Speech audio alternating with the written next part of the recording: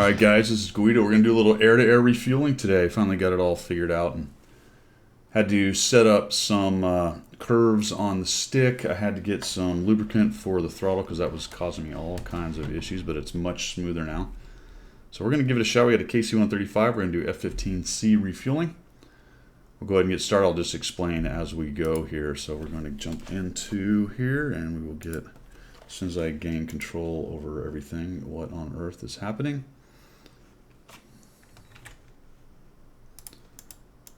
There we go. Oops. All right.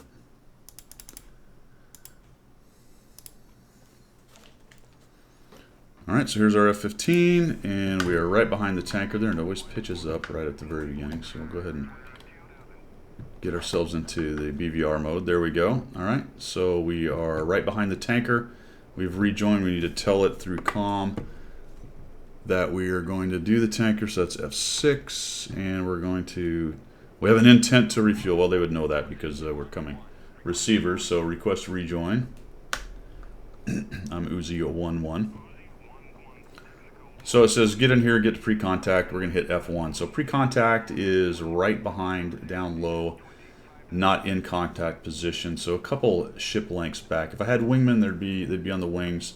If there was one of them, he'd be on the right or left. Wherever I put him, if there was four of us, there'd be two on one side, one on the other, etc., etc. We refuel about 310 knots or so. I think this is going a little bit faster just based on I had to do some math when I did the mission right here. So we'll just go ahead and at a walking pace, we move on in here. So one of the big things we have to do is open up our door.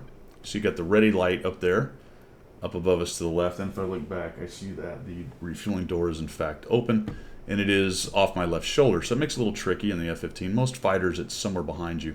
The F-15, you're going to be offset slightly to the right on the tanker because the door is on the left side right there. And you're going to bring the nozzle by your head at eyeball height, just right by the side of your head.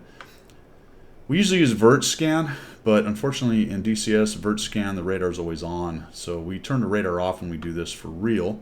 I'm going to tell them I'm ready pre-contact. So I'd say Texaco 1-1, Gonzo 1, stabilized, ready. And he's going to say cleared contact. So that means we can move in. So he's ready for us. The vert scan thing I'd put on the right wing root. So he's kind of lifting that up as I come in. Oop, there we go. And I'm going to put the heading scale, and it's going to depend on your seating height to some extent, but somewhere around the bottom of the jet. As you get heavier, it'll be a little higher because your AOA will increase. We'll go ahead and creep on in here to walking pace and kind of line up here. You're going to see about 2/3 and maybe 1/3. 2/3 of the right inboard, 1/3 of the left inboard, number 2 and 3. And we'll come in here and see if we can't get him to give us a quick plug. Nice and easy. There we go. And we're contact. All right, so there you have it. The mirrors are nice. If you have the mirrors and are able to adjust them, then you can actually see the ball because the ball's behind my head. I'm going to have a hard time seeing it. I'm going to take a few quick looks for you right there. But we're just going to go ahead and hang out here for a while, get some fuel. And a little bit squirrely, so I may actually pop off here. That would suck as a demo, but there you go. A little bit more power, and I want to get slightly higher. There we go. So you just want to be really smooth. Try not to have a death grip on it. It's going to depend on your rig, how your throttle is, and how much it takes, how loose it is, all that good stuff. So I'm just going to try to hang out right here. And we'll look back, and we're not doing bad. That's going to cost me a little positioning. I'm a little right. You do not want to go left, especially real world. Going too far left, and you have the possibility of the boom contacting the canopy, and that is not good. Too far right, not bad. Probably the other worst one is too far forward, because if you charge the boom too much and the boomer's not paying attention, he can't get it out of the receptacle, you can jam the boom, and that is not good.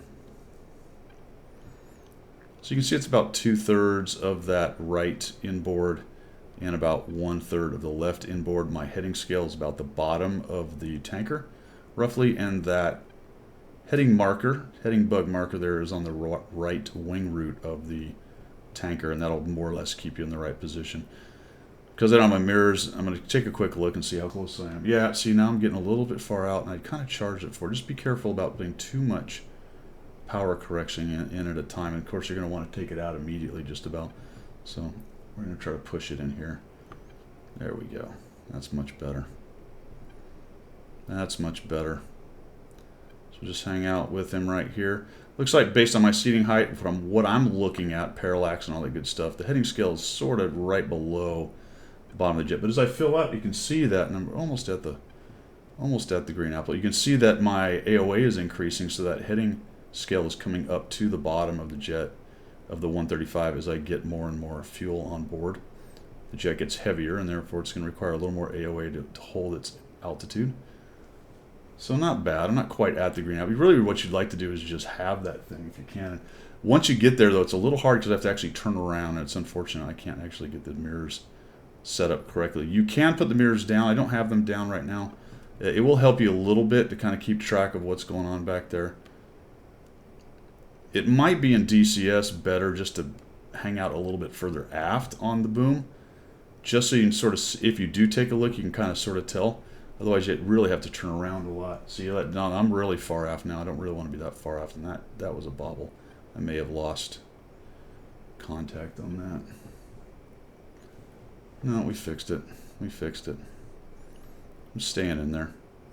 So I'm sliding a little too far right. We're going to try to creep it left just a little bit. Watch it. Like I said, watch the death grip. You don't really need that. Fingertip flying is pretty important. Oh, I just got another contact, so I did lose contact there. Oop, that's too low. Probably several times I've come on and off right here, so and the game will kind of do that for you.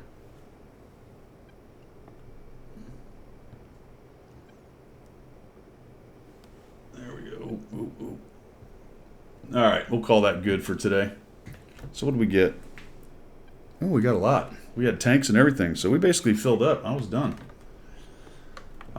We got her done. All right, so there you go, a little refueling. Of course, when you come off the boom, you try not to go this far out of position right here. What you're going to want to do is slide off the boom right or left, your flight lead, or if you are the flight lead, you'll determine that. You'll say which side of the tanker you're going to. And typically, you'll rejoin to one wing and then slide to the other. It can be pre-briefed, or you can play it by ear. There may already be other chicks on the tanker. Other fighters may show up while you're tanking, so it'll just kind of depend on where an open spot is. So you just want to come over here, in this case to the right wing. You want to line up that wingtip light with that door on the back, which is the visual reference. I'm flying a little low on him here, so just kind of right about there is where you want to be, at least for the Eagle, for fingertip with the tanker. It's a nice clear day, so you don't have to worry about being too close. It can get a little squirrely actually in the weather and all that good stuff. And I'm really just flying low on him. Maybe just a bit close actually, so let's just slide out a little. It is a bit harder with the VR. It's easier obviously than the flat screen stuff, but that's more or less the visual location or the visual positioning you want on the wing right there. And when you leave the tanker, you're going to come off high, so Gonzo 1's off high. Close your door, that's always important. Because at least in the Eagle and most other fighters, it's going to depressurize your fuel system when the door is open. Obviously, you don't want a pressurized fuel system trying to put fuel into it.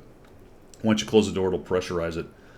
So you don't want to be running around with your door open and unpressurized fuel system, because that has implications for different tanks being able to be used and whatnot. Just depends on the aircraft and all that good stuff. So there you go. There's a virtual refueling in the F-15